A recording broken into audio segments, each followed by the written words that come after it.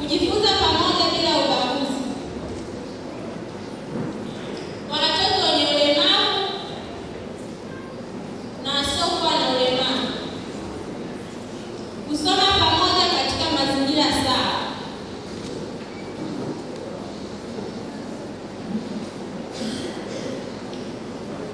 Umuhimu wa elimu jumuishi ni kujenga upendo, ushirikiano na usawa miongoni mwa wanafunzi. Pia husaidia kuondoa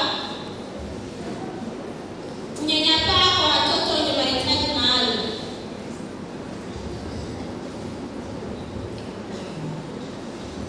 Wanafunzi wote kujifunza kusaidiana na kuheshimiana.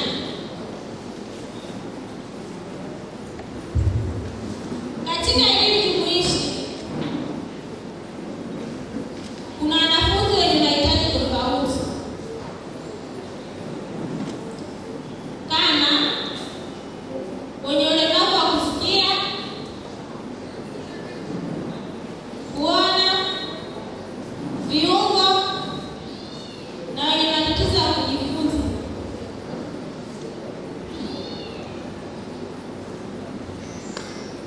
Hata hivyo, kuna changamoto mbalimbali kama ukosefu wa vifaa maalum, walimu wachache wa lugha ya alama na mazingira yasiyo rafiki kujifunzia kwa wanafunzi wenye ulemavu.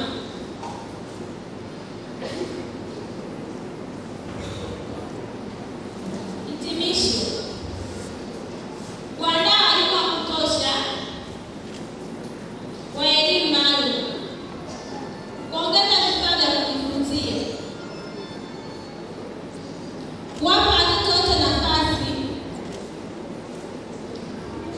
katika shule au majifunzo yao.